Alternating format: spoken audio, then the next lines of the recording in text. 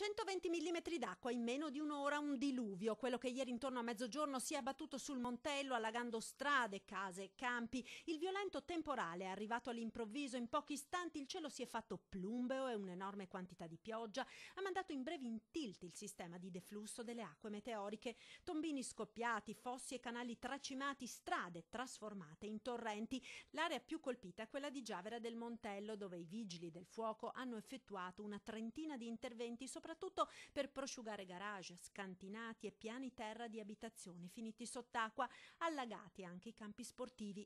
Ingenti i danni. Gli ultimi interventi di prosciugamento sono stati effettuati questa mattina, tuttavia non è escluso che nelle prossime ore possano ancora verificarsi altri temporali di forte intensità. La Protezione Civile regionale ha dichiarato lo stato d'attenzione per possibili criticità idrogeologiche fino alle 4 di oggi pomeriggio in tutti i bacini idrografici del Veneto.